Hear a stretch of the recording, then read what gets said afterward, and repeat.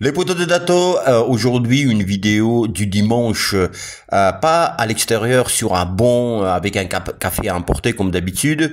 Je fais toutes mes vidéos du dimanche là-bas. Vidéo du dimanche, c'est une vidéo long format où souvent je prends plusieurs thématiques et on en parle, on développe. Mais je fais chez moi cette vidéo dans mon nouveau studio, les poteaux de Dato. Mais j'ai tenté, j'ai essayé, je suis allé. Il y a du vent dehors, c'est pour ça que je vais pas tourner à l'extérieur. Donc je pris comme mon vélo, je vais à l'endroit où je tourne les vidéos du dimanche, à côté de ce banc là. Du bon et je tâte la température du vent. Je dis est-ce que ça passe là, cet endroit-là, c'est ça va passer. Je dis bon, ça passe. Je vais aller chercher mon café à emporter, un verre d'eau à emporter. J'arrive sur place. Il y a du vent. Il y a du vent. C'est impossible, pas possible de tourner. Je dis bon, c'est pas grave.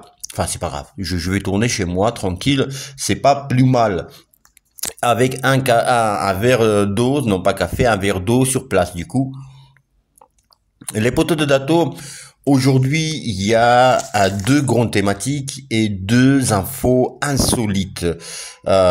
C'est deux infos, c'est Deontay Wilder, son retour, c'est un cas à étudier, Deontay Wilder. Donc, on va développer ça. Et Tony Oka, les Budato, je vais parler un petit peu. Je vais parler des haters de Tony Oka qui sont durs, très durs. Injustement envers lui, voilà, et développer un peu cette thématique, pas forcément des haters, mais je veux dire, ça a un lien avec des haters aussi. Donc, c'est parti. Bonjour à tous, je m'appelle Dato et bienvenue sur Dato Boxing. N'hésitez pas à liker, partager, commenter et vous abonner. Bim bam badaboum, vous savez comment ça se passe. Je vous remercie par avance. Les potos de Dato. Alors, première thématique, est-ce que je parle de Yoka ou Deontay Wilder? Allez, Deontay Wilder. Deontay Wilder, les poteaux de Dato, fallait que je regarde quand est-ce qu'il a combattu. Ouais, c'était l'an passé contre Gilei Zhang, le chinois Gilei Zhang. Ah, donc il perd les Dato. Voilà, on sait comment il a perdu par KO, etc. Il faisait demi-tour. Bon, il s'est pris un coup. Il s'est cru sur une périph, sur un rond-point. Frère, qu'est-ce que tu tournes? Il y a oui, il y a ça. Quand j'ai appris qu'il va boxer, je dis, je sais Box Attitude de mon poteau qui m'envoie le screen et je lui envoie un vocal. Je dis, mais c'est un cas à étudier, tu vois. C'est pourquoi il boxe, pourquoi il recommence. En fait, c'est intéressant à développer ceci et donc je vais essayer le faire, les poteaux de Dato. En fait, oui, c'est un boxeur, donc il boxe, c'est normal. Mais les poteaux de Dato, je vous en avais déjà parlé dans mes vidéos que Deontay Wilder, je suis pas médecin, mais Deontay Wilder, la boxe l'a rendu malade. Et ça, c'est vrai, les Dato. Après le combat en tous les cas, après le combat contre Tyson Fury, je crois que c'était le deuxième combat, c'était visible. Peut-être des séquelles arrivaient petit à petit, mais en tous les cas, le coup un petit peu ici ou à l'oreille quand il a pris Deontay Wilder, il a commencé à saigner de son oreille et à partir parce que l'équilibre en fait c'est quelque part c'est dans les oreilles aussi, tu vois. Je suis pas médecin, mais ceux qui connaissent mieux vont peut-être dire, répondre dans les commentaires mieux que moi, mais en tous les cas c'est, tu vois, si l'oreille il est endommagé, un gros coup, tu vois, ça répond sur l'équilibre, sur ton équilibre à toi. Et dans le combat, on a vu que après ce coup, quand il a pris le coup, l'équilibre n'était pas là. Tu vois, il y a une jambe qui répondait pas, la deuxième partait en vrille, donc tu vois, il chevauchait. Voilà. On a vu contre Gilei Zhang où il prend un petit coup, ça y est, il se perd dans l'espace. Tu vois, il sait pas, donc là aussi, et même l'équilibre dans d'autres combats aussi, ça se voit que c'est le cerveau. C'est, tu vois, c'est dangereux. Oui, Ils passent de scanners. Je sais pas comment ça se passe aux États-Unis. Peut-être ils font pas. Je sais pas moi. Peut-être c'est pas visible non plus sur scanner. Mais c'est pas pour ça que c'est pas dangereux. Mais en tous les cas, c'est visible à l'œil nu que voilà, il est malade. Il perd. Combien de combats il a perdu ces derniers temps? Il en a gagné un sur 5, un sur 4. Tu vois, les autres, il les a perdus.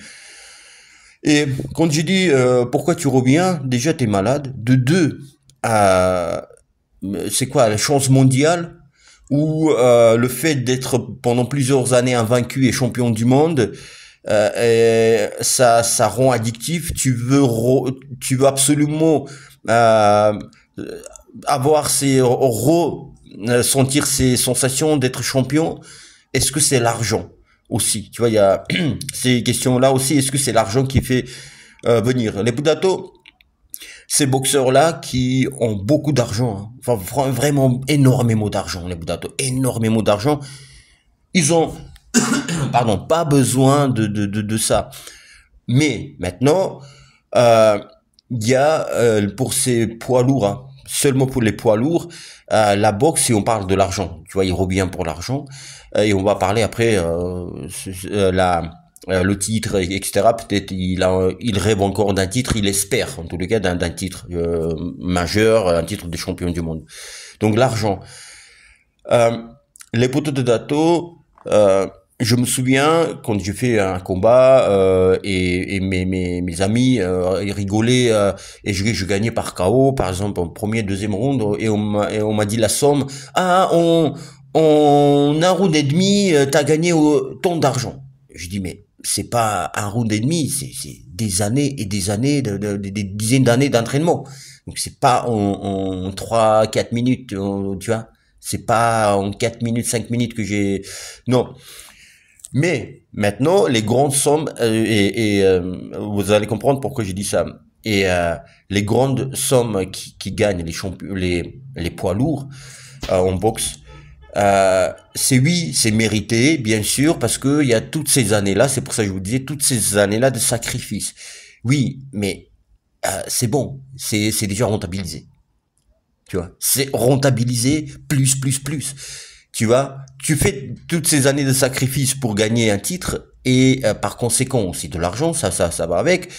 Et bah, tu réitères, tu refais, tu récidives, tu regagnes et tu multiplies, tu gagnes toujours plus. Et donc c'est rentabilisé et re-rentabilisé. Et pour ces poids lourds là, les poteaux de plateau, euh, c'est, j'ai l'impression que, vous savez, quand ça arrive pas souvent dans la vie d'un homme, hein, que, eh ben, tu trouves un métier ou, je sais pas, un business en règle, hein, un business en règle que tout le monde ne sait pas faire. Il y a vraiment quelques personnes qui savent faire comme poids lourd, boxe anglaise poids lourd, devenir, tu vois, champion ou aller jusqu'à là, jusqu'à le niveau pour gagner où tu gagnes des millions. Tout le monde ne sait pas faire, sinon tout le monde aurait fait. Tu vois, voilà, s'entraîner quelques années et gagner des millions. Donc, tu vois, tu vois, si c'est pas la boxe, mais autre chose où, comme la boxe, il y a peu de personnes qui savent le faire et où ils ne sont pas au courant. Donc, et gagner beaucoup d'argent. Il n'y a pas d'autres filières, d'autres possibilités quelque part pour en s'entraînant 3 mois gagner je sais pas, je dis un chiffre, 10 millions de dollars. Ah, même 1 million, c'est énorme ici. En 3 mois, se préparant en 3 mois. En perdant par KO, premier round, ok, mais gagner quand même des millions. Tu vois, ça, voilà. Et ces gens-là qui, je dis, outre que la boxe, les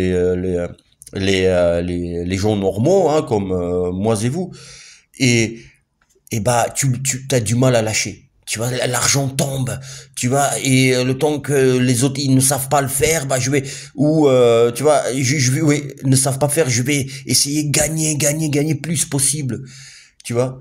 Et bah et là j'ai l'impression que c'est ça. Tu vois, le temps, il se dit, si c'est pour l'argent ou bien, eh ben, je suis allé à tel niveau de notoriété, etc., où à chaque combat, ça va être un événement, les gens vont payer les par view, et je vais gagner des millions, et je vais être payé, et en plus, merci Turquie aujourd'hui, tu vois, enfin Turquie ou un autre, mais en tous les cas, ce filière, je sais pas si le mot correspond à ce que je dis, mais en tous les cas, bah, je vais pas lâcher. 3 mois et je gagne des millions.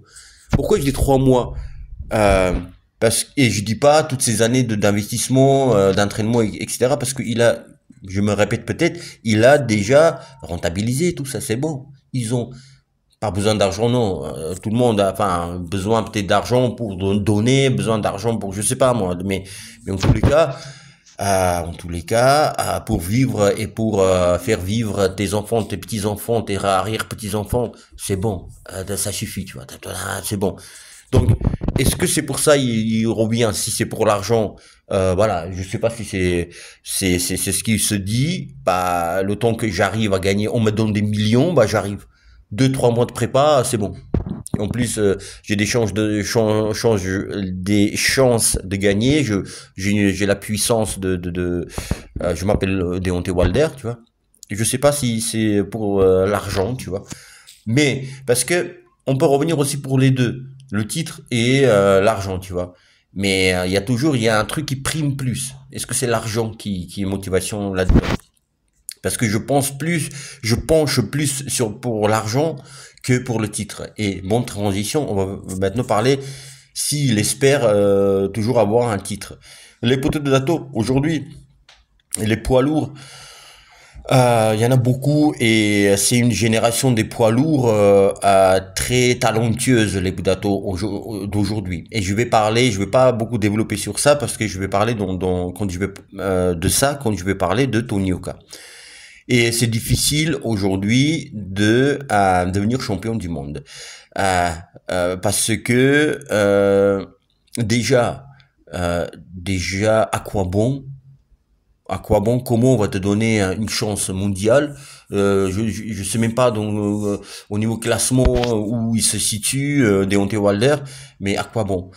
Euh, je pense pas parce qu'en fait, Turquie à la chic, Turquie espérait beaucoup de faire combattre. J'en ai parlé aussi dans une de mes vidéos, de faire un combat Wilder Joshua. Donc il poussait Wilder il a mis contre Joseph Parker. Il espérait que Wilder gagne pour faire le combat contre Joshua. C'est pas fait, ça c'est pas fait. Après, il a mis contre Gilei Zhang et le chinois, ça c'est pas fait. Il a perdu. Donc là quoi? Là, il va boxer, je vous ai pas dit, il va boxer le 27 juin contre Tyrell Anthony Erdon. Je sais pas qui c'est. Donc voilà, il a des défaites, des victoires, le gars. Pas beaucoup de défaites d'ailleurs, mais bref, je sais pas qui c'est, sa boxe, etc. Peut-être je l'ai déjà vu boxer, je sais pas, mais je suis pas allé vérifier. Mais c'est intéressant, enfin intéressant. En fait, c'est Deontay Wilder. Il va venir, il va combattre, ça va être intéressant. Est-ce que il va mettre KO ou se faire mettre KO ou ou est-ce que il va être fatigué comme pas possible ou encore déséquilibré ou tu vois, c'est Deontay Wilder, donc tu vas regarder bien sûr et je sais pas qui va être dans la carte ou c'est lui combat principal ou pas, je sais pas du tout, je vais pas du tout vérifier. Donc pour le titre, voilà, si je reviens sur ça, je pense pas que il croit qu'il peut encore avoir un titre. Un combat pour un titre en tous les cas.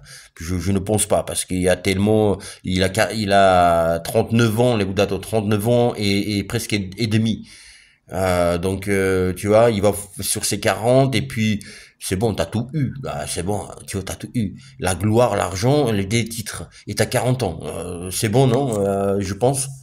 Et en plus, t'as des défaites et en plus, au niveau, encore une fois, j'aime pas parler de ça parce que je suis pas médecin et lui, il a encore la licence professionnelle, donc ça veut dire que on l'a accordé, les médecins l'ont regardé, l'ont examiné, mais en tous les cas, on voit à l'œil nu, comme je disais, tu vois, pour moi, il est malade. Il y a un truc qui va pas. Donc voilà, c'est l'argent et la fame, je sais pas, mais en tous les cas l'argent, une grosse motivation. Et maintenant, est-ce que c'est malsain? Là, non, non, c'est l'argent, c'est les Bouddhatos, c'est y a pas d'argent, tu vois comment tu vis. Donc c'est l'argent, je peux comprendre. Tu vois, il a 300 enfants aussi, une famille de 300 enfants, donc tu vois, voilà, c'est sa motivation aussi. Je peux comprendre. Allez, je peux comprendre. Mais c'est bon, au bout d'un moment, on dit que c'est ton dernier combat et c'est bon. Mais ça me déplaît pas, ça me déplaît pas. C'est Wilder, ça me déplaît pas. Donc dans une soirée, dans une carte, quand il y a Wilder et d'autres, il y a un combat, il y a un main event et aussi dans la sous-carte il y a Wilder. Ça va être cool, ça va être cool. Donc voilà les Budatos, je sais pas ce que vous pensez, vous dites-moi. Pardon. Dites-moi ce que vous pensez. Il y a Deontay Wilder. Voilà. Maintenant, les Budatos, on va passer sur le cas de Tony Oka. Les Budatos et les haters qui ne croient pas, ne croyaient pas. Aujourd'hui, Tony Oka, il est dans une autre situation, mais qui ne croyait dès le départ pas que Tony Oka peut devenir champion du monde, avoir un titre de champion du monde et assez étaient et sont assez virulents envers lui. Tony Oka qui va combattre le 17 mai contre Arslan, un vaincu, Arslan Yaliev. Les Budatos, pourquoi les gens sont excessivement durs envers Tony Oka? En fait, en prenant pas compte que Tony Oka, les poteaux de Dato, est tombé dans dans un moment, dans une ère très dure, ère des poids lourds, très fort et très difficile à devenir champion du monde. Tony Oka, si il était champion, je pense à des années il y a 10, 15 ans, ou même 20 ans, si Tony Oka était poids lourd de 2005 à 2015, il aurait beaucoup plus de chances d'avoir un combat. Alors, beaucoup plus de chances, oui et non, mais pourquoi je dis ça? D'abord, pourquoi oui, et pas après, pourquoi non, non. Il y a eu une petite coupure parce que je pensais que le son n'enregistrait pas, mais tout va bien, je reviens. Donc, je crois que je disais de 2005, les poids lourds 2005 et 2015, si Tony Oka était là à ces années-là, les Budatos, il aurait beaucoup plus de chances d'être dans le top 10. Parce que qui étaient les Budatos là, les poids lourds des années 2005-2015? Alors, vous allez me dire oui, mais ça c'est une autre époque. Faut voir avec son époque là, Tony Oka aujourd'hui. Oui, mais c'était pas loin. 2015, Tony Oka commence son box pro en 2016. Fin 2016 ou début 2017. Donc, tu vois, l'ère de 2015, voilà, je suis pas très loin. Mais 2005-2015, les Budatos, il y avait pas Wilder, il y avait pas Fury, il y avait encore des frères Klitschko, les Budatos. Fury devient champion du monde en 2015, il prend la ceinture à Klitschko. Vladimir, Wilder devient champion du monde en 2015. Tu vois, c'est là où commence un petit peu leur ère de Wilder, puis Joshua, puis Fury. Mais cette époque 2005-2015, tu vois, c'était simple entrer dans le top 10. Oui, je disais, je disais les frères Klitschko et partiellement les autres parfois de temps en temps. Il y a ça. Donc rentrer dans le top 10, ok. Maintenant, je disais, enfin, c'était simple, mais et en même temps c'est compliqué, c'était compliqué, c'est même pas devenir champion du monde, mais en fait avoir un combat pour un championnat du monde, parce que c'était les Allemands qui régnaient à l'époque. En boxe, il y avait, tu vois, les poids lourds, les frères Klitschko, donc ils avaient signé en Allemagne, les combats étaient en Allemagne, et ça choisissait les adversaires. Il n'y avait pas des combats que on voulait, tu vois. Une fois ils avaient des titres, et bah ils réquisitionnaient, enfin on dit ça, réquisitionner, tu vois, et ils gardaient et donnaient pas la chance à ceux qui méritaient, ou un peu dangereux, donnaient pas leur chance à eux, tu vois. Aujourd'hui, cette époque-là, comme si c'était loin, alors que c'était là il y a quelques années encore. Aujourd'hui, avec Turquie, les cartes sont distribuées, tu vois, c'est plus simple à, tu vois, avoir une chance mondiale, c'est plus juste quelque part aussi, les combats, etc. Enfin bref. Mais à l'époque, même si t'es top 10, rien à foutre, tu vois, ils allaient pas te donner ta chance. Donc, mais en tous les cas, avancer dans les classements, c'était plus simple. Ok, je vous comprends. Dato, c'était à l'époque, il y avait pas Tony Oka, oui. Parlons d'aujourd'hui. Les Budato. Donc c'est pour ça que je dis, c'est pas juste, parce que aujourd'hui l'époque est compliquée. Enfin, la concurrence est relevée, tu vois, les boxeurs ils sont forts, et t'as trois murs, alors trois lignes, je veux dire trois lignes des boxeurs, je parle de tes poids lourds, des poids lourds d'aujourd'hui qui sont titrés, qui ont eu des titres, qui sont là depuis longtemps, donc eux, tu vois, les premiers. Après t'as les anciens qui n'ont jamais eu le titre, mais qui sont prétendants, comme encore Gilles Jang, etc. Enfin, mais eux, c'est avec eux, il y a Tony Yoka, tu vois, toute cette clique-là, je les mets tous ensemble. Tu vois, les JO 2016, t'as les Ergovic, t'as les voilà, t'as aussi à Jagba, je mets dedans, tu vois, tout, voilà, cette clique-là, elle est derrière. Et t'as une nouvelle génération, tu vois, avec Moïse Itaouma, et l'autre Australien, tu vois, les jeunes, qui aussi arrivent. Donc, s'il y a trois lignes, tu vois, de concurrence. Et quand je dis les plus jeunes, Moïse Sitaouma, élu meilleur espoir des box en poids lourd, l'anglais, quand je dis lui aussi est concurrent de Tony Yoka, parce que on va dire oui, mais Tony Yoka, il est là depuis longtemps, lui il arrive, ce jeune anglais, oui, mais quand même Turquie a dit que lui il peut devenir le champion du monde, le plus jeune champion du monde de l'histoire, en battant le record de Mike Tyson. Donc quelque part pour moi, il veut organiser ce combat de un championnat du monde pour ce jeune, en esquivant tout le monde, que ce soit Tony Yoka et alors quand je dis Tony Yoka, c'est le clic de Tony Yoka, cette génération. Et faire le combat, c'est possible, voilà, on peut, voilà, ils peuvent faire, lui il a de l'argent, et les fédérations vont se débrouiller pour faire je sais pas comment, mais tu vois, lui faire un combat contre un boxeur où si tu le bats, tu vas entrer dans le top 10 ou top 15, tu vois, et faire un combat championnat du monde par dérogation. Donc, enfin, j'en sais rien.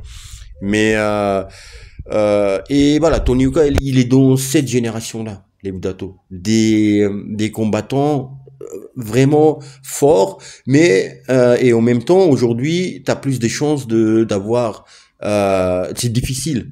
Alors c'est tout l'inverse de 2005-2015. À l'époque c'était simple à rentrer dans le top 15, mais c'est difficile d'avoir une chance mondiale. Aujourd'hui c'est l'inverse, c'est plus simple, c'est plus difficile d'entrer dans le top 15, mais quelque part c'est pas plus simple d'avoir une chance pour un titre, mais c'est possible, tu vois, c'est possible. C'est possible. Avec Turquie, c'est possible. Et il y a pas, il y a deux champions poids lourds. Ça fait longtemps que on n'a pas connu trois champions du monde poids lourds, non?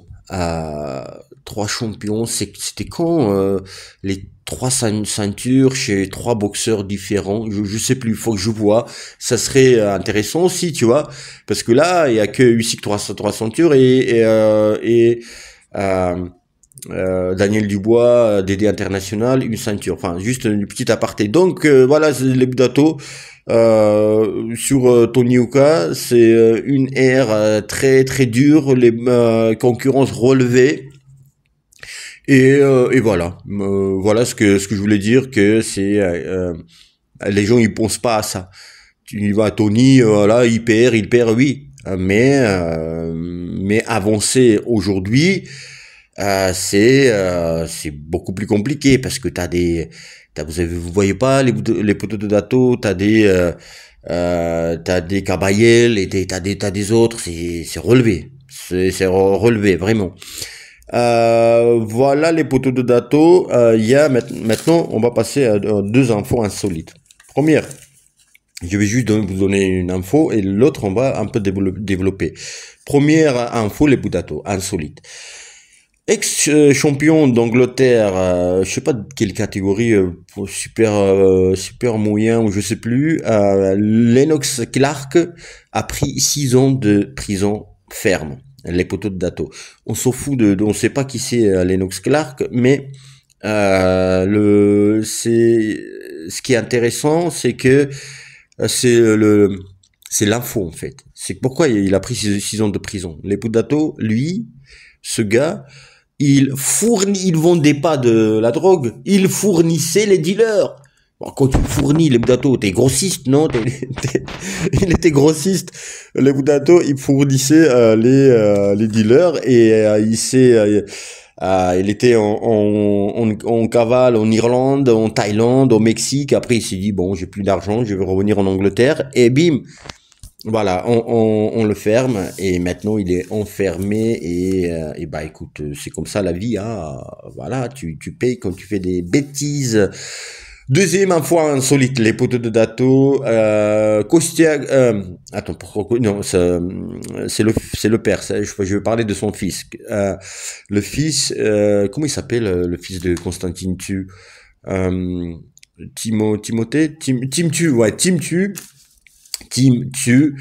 a interdit son père de venir le supporter, venir à ses combats, même venir, tu vois, genre une semaine, 2 semaines avant son combat, ou venir au combat directement, il l'interdit. Pourquoi? L'immense champion Constantine Tu a vu et seulement 2 combats de son fils. Le dernier où j'ai éternué, pardon. Le dernier où son fils il perd par KO. Premier combat en Australie, et là aussi ça s'est pas bien passé, c'est-à-dire j'ai lu l'article mais j'ai pas vu ce qui s'est pas, je suis pas allé voir, vérifier, apparemment c'était écrit, c'était un peu dans les gradins, c'était un peu bordel à cause de son père, donc tu vois, ça s'est pas bien passé dans les coulisses. Et deuxième fois quand il va voir son fils, bah il perd, comme je vous disais, par KO. Et il a interdit, il a dit, mon père, oui c'est mon père, mais sa présence me gêne. J'ai pas l'habitude de sa présence. Les mots sont durs, hein, mais j'ai pas l'habitude de sa présence.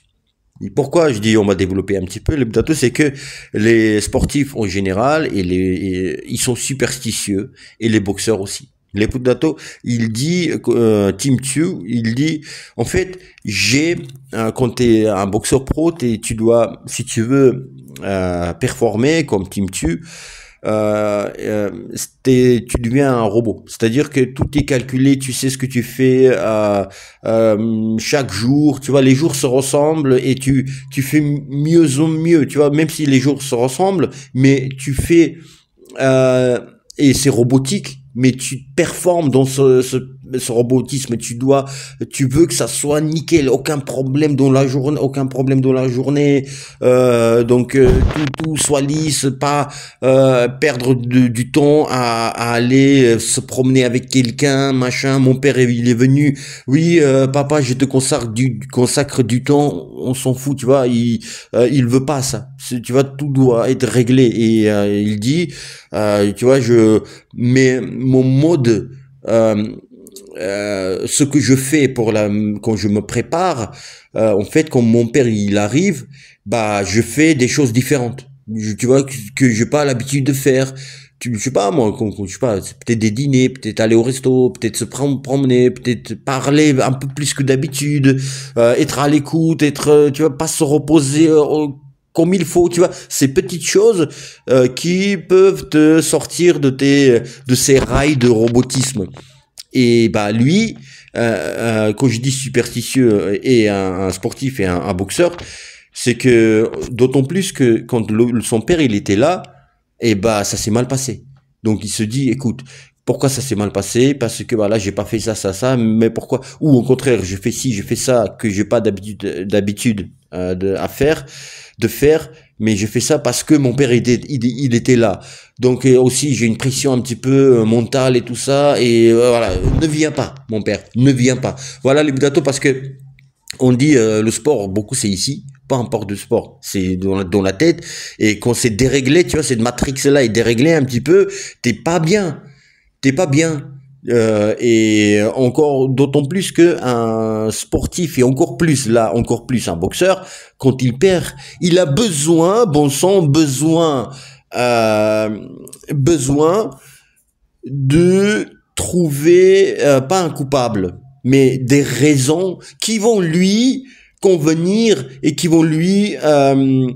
euh, qui vont que c'est quoi la phrase conforter qui vont le conforter.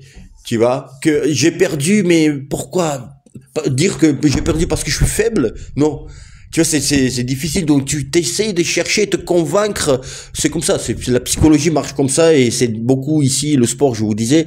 Et donc tu cherches à absolument de trouver des raisons ou quelles sont les raisons outre que je suis faible, je suis pas faible, mais voilà, il y a ça, mon père il était là, ça a été déréglé, donc j'avais pas cette habitude là, la pression, le stress, tac, tu vois, voilà, et t'as besoin de ça. Là pour Tim Tszyu c'est son père machin tout ça, mais d'autres boxeurs ça va être autre chose. Tu vois, et t'as besoin de ça pour avancer aussi. Et c'est pas plus mal, je critique pas ça du tout. Chacun gère tu vois, comme il veut, c'est après défaite pour revenir plus fort. Voilà. Enfin, voilà les Budato. Finalement, c'était pas long, je pense, cette vidéo du dimanche, parce que voilà, j'ai sorti une interview de moi. On m'a interviewé, donc si vous, donc c'était un long format si vous voulez aller voir. Voilà, parce que voilà, aujourd'hui, ça va, c'est pour ça, j'ai pas fait très long format comme je fais presque 1 heure des vidéos du dimanche. Voilà les Budato, dites-moi ce que vous pensez de tout ce schmilblick. Voilà, Tony Oka, dites-moi c'est ce que vous pensez, Deontay Wilder, et sur tous les autres, surtout voilà, et dites ce que vous voulez, c'est bon, et lâchez-moi la grappe. Les Budato, je pense que et je vais sortir, je vous disais en fait que on va blablater un peu là. Je vous disais que l'autre fois que vu que j'ai pas sorti la vidéo jeudi, j'ai pas pu, tu vois. Je vais sortir 2 vidéos aujourd'hui, tu vois, pour rattraper une vidéo qui manquait jeudi. Je pense que je vais pas le faire. Je suis fatigué les Budato, vraiment. Je suis fatigué je crois que je vais pas le faire. Tu vois, parce que il y a rien aussi qui me donne envie. Tu vois, je vous ai dit, je fais des vidéos parce que j'ai envie. Tu vois, il y a un truc, tu vois, j'entends une info, machin. Il y a un truc que j'ai envie de parler, partager. Là, j'ai rien qui me donne envie comme ça. Mais et du coup, je veux faire du contenu pour faire du contenu. Je pense que je vais pas faire, mais d'ici ce soir, si quelque chose me donne envie, je ferai. Mais c'est pas sûr, voilà, pour dire que voilà, c'est bon. Le challenge, une vidéo par jour, je crois que vous allez valider, même si il manquait une vidéo, je crois que vous allez valider. Donc je me la valide aussi, c'est bon, hein, une vidéo par jour. Pendant 16 jours, bah, j'ai sorti 15, mais pas au lieu de 16 vidéos. Donc ça va, ça compte. Voilà, donc voilà, le Budato, voilà, si je suis fatigué, je la sens pas, tout ça, bah, je ferai pas. Pourquoi la faire, hein, c'est bon. Voilà, vous me comprendrez. Les Budato, passez un très très bon dimanche. Prenez soin de vous et de vos proches. Les Budato, et likez cette vidéo. Je vous dis à la fin, comme ça, si vous êtes resté là. Donc, vous likez et c'est bien. Les Budato, prenez soin de vous et de vos proches. N'oubliez pas que je vous aime et je vous embrasse. Il y a autre chose que je dis à la fin. Oui, et à demain, si Dieu le veut. Les Budato, vous êtes très loin pour toucher l'écran. Bim.